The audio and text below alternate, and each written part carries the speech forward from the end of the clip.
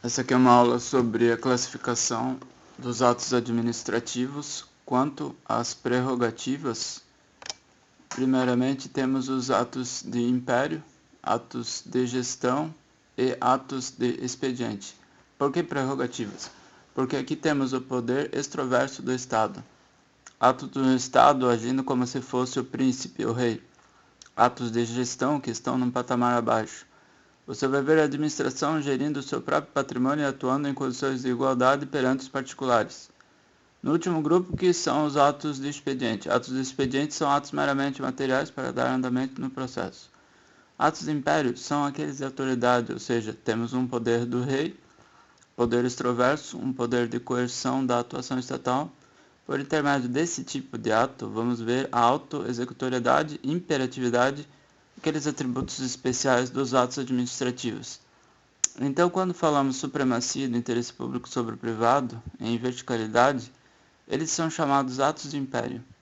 Falando sobre atos de império, existe a supremacia sobre o administrado, ou então sobre o próprio servidor público. Como assim, professor, sobre o servidor? É que assim, apesar do servidor estar na administração pública, ele está funcionando como se fosse um administrado. Como assim? Imagine quando a administração aplica uma sanção ao servidor público, você está aplicando a sanção ao servidor e está aplicando a supremacia do interesse público sobre o interesse individual. Então o servidor, apesar de estar na administração pública, ele figura como se fosse um administrado, tanto que ele vai poder exercer o contraditório e ampla defesa ao mesmo tempo que a administração pode impor sanções, pode impor obrigações unilaterais a este servidor. Por isso sempre temos que ter esta maleabilidade. Se falamos supremacia e interesse público sobre o privado, na verdade é supremacia e interesse público sobre o indivíduo. E esse indivíduo pode ser um particular ou servidor público, nestas relações desiguais entre a administração pública e essa pessoa individualmente considerada. Alguns exemplos de atos de império: desapropriações. Exemplo: tem um terreno e a rodovia passa por ali. No meio do caminho existe uma casa e vários terrenos. A administração vai desapropriar. Você será indenizado, vai receber a indenização prévia. Você pode questionar o valor da desapropriação, a decisão não. Outro exemplo, os famosos atos de polícia, situações em que o Estado vai condicionar ou restringir direitos. Ainda que você não concorde ou não queira, você vai receber.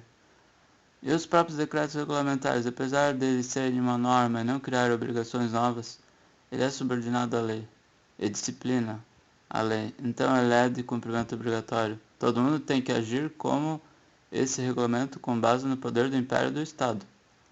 Atos de gestão ocorrem quando a administração vai agir como gestora de bens e serviços. A administração vai fazer a gestão do seu patrimônio.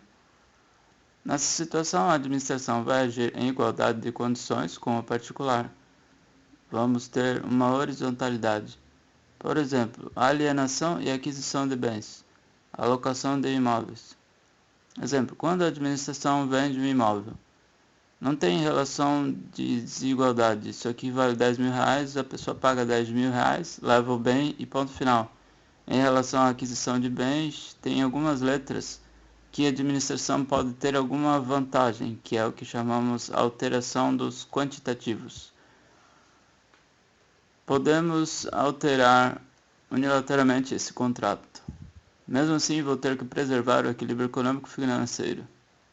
Se eu falei, estou te devendo 100 unidades, estou te vendendo 100 unidades por 10 reais, o valor vai dar 1.000. Quando a administração resolve alterar unilateralmente os quantitativos, imagine que vou ter que vender 125 unidades, mas elas vão continuar no valor de 10, de tal forma que a administração terá que pagar 1.250.